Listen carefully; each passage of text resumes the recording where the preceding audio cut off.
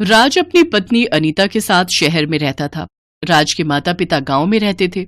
अनीता बहुत ही मॉडर्न विचारों वाली थी। उसे अपनी पर्सनल लाइफ में किसी की भी दखलंदाजी पसंद नहीं थी, पर जब उसे पता चला कि आज गांव से उसके सास ससुर कुछ दिनों के लिए रहने आ रहे हैं, तो वो गुस्से में आ गई। ये तुम क्या कह रहे हो राज? माँ बाबूजी हमारे साथ रहने के लिए आ रहे? तुम्हें पता है कि हमारा फ्लैट कितना छोटा है, तुम उन्हें मना नहीं कर सकते थे? कोई बहाना कर देते। अनीता, वो मेरे माता पिता है, हम ना नहीं कह सकते। उनका बहुत मन था मुझसे और तुमसे मिलने का, और जहां तक रुकने की बात है, वे लंबे समय तक नहीं रुकेंगे, कुछ दिनों के लिए ही आ रहे हैं, इसलिए समझने की कोशिश करो। अचानक डोरबेल बजती है। राज के माता पिता दरवाजे के बाहर खड़े थे। लगता है मुसीबत आ गई। माँ बाबूजी प्रणाम। जीते रहो बेटा, खुश रहो। खुश रहो, सदा सुखी रहो। अनीता ने बड़े बेमन से अपने सास ससुर के पैर छुए और बहुत ही बेमन से उनके लिए चाय नाश्ता तैयार किया। बहू, ये कुछ घर का बना अचार और मिठाइयां हैं। राज को मेरे हाथ का आम का और मिर्च का अचार बहुत पसंद है, और ये बेसन के लड्डू ये भी बहुत शौक से खाता है। तुम भी खाना, बहुत फायदा करते हैं। मैं इतना मीठा नहीं खाती हूँ माँ जी। रहने दो माँ, ये लड्डू मुझे ही दो। मैं आपके हाथों के बने ये बेसन के लड्डू खाने के लिए तरस गया था। अनीता का एकदम से मुंह पर मना करना राज को बिल्कुल अच्छा नहीं लगता, पर उसके माता पिता ने इस बात पर ज्यादा ध्यान नहीं दिया। सच तो यह था कि वो बहुत सीधे साधे स्वभाव वाले थे, पर अनीता को अपने सास ससुर का साथ में रहना बिल्कुल भी पसंद नहीं आ रहा था। लाओ बहू, खाना बनाने में मैं तुम्हारी मदद कर देती हूँ। नहीं नहीं माँ जी, मेरा ना अलग सिस्टम बना हुआ है। कौन सी चीज कहाँ रखी हुई है ये मुझे ही पता है। वैसे भी मैं किसी और के हाथ का बना खाना नहीं खाती हूँ। अच्छा चलो, कोई बात नहीं। अनीता की सास चुपचाप रसोई से बाहर आ जाती है। तभी अनीता के ससुर सब्जी मंडी से कुछ सब्जियां ले आए। अरे बाबूजी, इतनी सारी सब्जियां क्या क्या ले आए? अरे वाह, साग सब्जियां, करेले, फलियां, बैंगन, अरे कटहल भी। अरे ये सब सब्जियां खाए हुए कितने दिन हो गए। गांव में तो पेड़ पर बड़े बड़े कटहल लगते हैं बेटा, वहां से ताजे तोड़ कर लाते हैं और तुम्हारी मां बनाती है। यहां एक चीज नहीं दिखी, ताजा ताजा कटहल और साग काट कर देते हैं और फालतू रुपए भी नहीं मांगते। बहू, ये लो, अब पूरे एक हफ्ते नई नई सब्जियां बनाओ। मैं एक साथ ले आया हूं, फिर अगले हफ्ते और ले आऊंगा। मैं ये कटहल और साग वगैरह नहीं बनाती। ये सब सब्जियां बनाने में बहुत समय लगता है, और आप लोग, मेरा मतलब है कुछ दिन और रुकने का। अनीता, वो तुम गैस पर दूध चढ़ाकर आई थी ना? अनीता को राज ने चुप करा दिया, वरना आज वो अपने सास ससुर के मुंह पर ही कुछ और बोल जाती। कौशल्या, एक काम करो, कटहल की सब्जी तुम बना दो। है? ठीक है जी, मैं बना दूंगी। राज के माता पिता को रहते कुछ दिन हो चुके थे। राज को एक हफ्ते के लिए ऑफिस के काम से बाहर जाना था। इस बात पर अनीता फिर गुस्से में आ गई। ये बात बिल्कुल सही नहीं है। एक तो तुम्हारे माता पिता यहाँ डेरा डालकर बैठ गए हैं, ऊपर से तुम भी चाह रहे हो मैं बस उनकी सेवा ही करती रहूं। तुम तो यही चाहते हो। क्या जरूरत थी उन्हें कुछ दिन और रोकने की? मैं अकेले रह सकती थी। अरे तुम्हारे मम्मी पापा भी आउट ऑफ स्टेशन गए हुए हैं। अब यहां तुम्हें मैं बिल्कुल अकेला छोड़कर कैसे जा सकता था? पीछे से कोई परेशानी हो गई तो, और फिर कुछ दिनों की तो बात है, मैं लौट आऊंगा तो उसके बाद माँ बाबूजी चले जाएंगे। राज अपने काम से बाहर चला जाता है, पर अनीता का तो मुंह बिगड़ा ही हुआ था, क्योंकि वो अपने सास ससुर को साथ में पसंद नहीं कर रही थी। एक दिन अनीता के सास ससुर बाहर ड्राइंग रूम में बैठे हुए थे।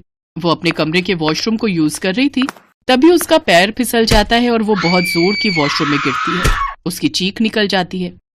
अनीता के ससुर जल्दी से एक ऑटो को बुलाते हैं और अनीता को डॉक्टर के पास ले जाते हैं। अनीता के पैर में काफी सूजन थी। उसके पैर की हड्डी में फ्रैक्चर आ जाता है। देखिए, इनके पैर की हड्डी में फ्रैक्चर हुआ है।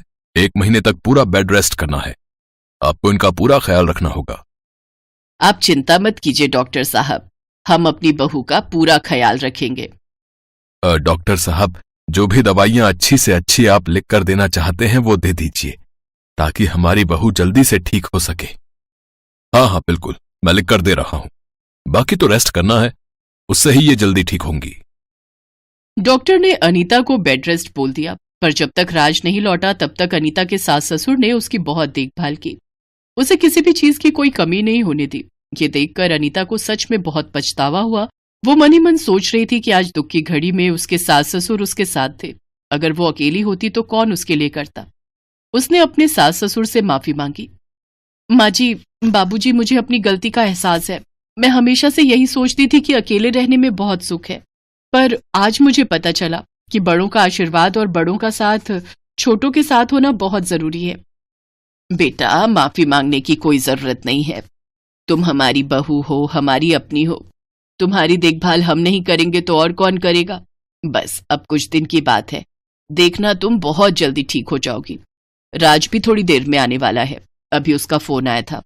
तुम्हारे बाबूजी सब्जियां लेने गए हैं। आज मैं सबके लिए बहुत अच्छा खाना बनाऊंगी। सब एक साथ मिलकर खाना खाएंगे।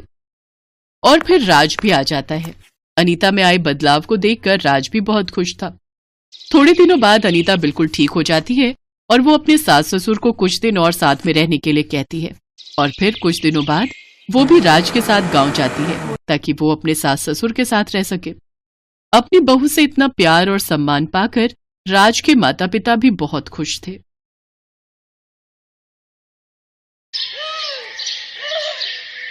सेठ रायचंद हीरों के बड़े व्यापारी थे। अपनी बेटी नंदिनी के लिए वो एक बहुत ही अच्छे घर का रिश्ता ढूंढ रहे थे। ये बात शहर के सभी बड़े व्यापारी जानते थे।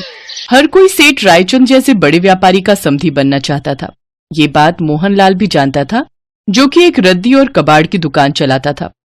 मोहनलाल चाहता था कि किसी तरह से सेठ रायचंद की बेटी नंदिनी उसके घर की बहू बन जाए। मैंने तुझे कहा था कि मुझे सारी रिपोर्ट देना। आज सुबह सेठ रायचंद सबसे पहले क्या करने वाले हैं? मालिक, मैंने सारी खबर लगा दी है। सेठ रायचंद सुबह 6 बजे टहलने के लिए जाते हैं। हाँ, आपके पास ही अच्छा मौका है सेठ रायचंद के करीब आने का। बहुत बढ़िया मटकू, ये काम तूने सही किया। कल सुबह से ही रोजाना उनके पीछे पीछे जाऊंगा। अगले दिन मोहनलाल मॉर्निंग वॉक के लिए तैयार हो गया। सुनो जी, तुम ये सुबह सुबह तैयार होकर कहाँ जा रहे हो? और ये पजामा और टी शर्ट नई खरीदी है क्या? तुम तो इस तरह के कपड़े नहीं पहनते हो जी। बस टोक दिया ना। अरे एक साथ कितने सवाल पूछती हो तुम?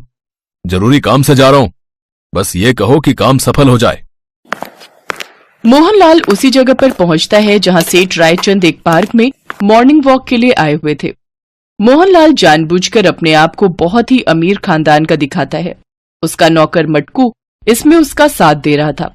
सेठ जी, आप इतनी देर से टहल रहे हो, ये लो एक गिलास जूस पी लो। मटकू बेटा, तुम भी तो मेरे साथ कितनी गर्मी में टहल रहे हो।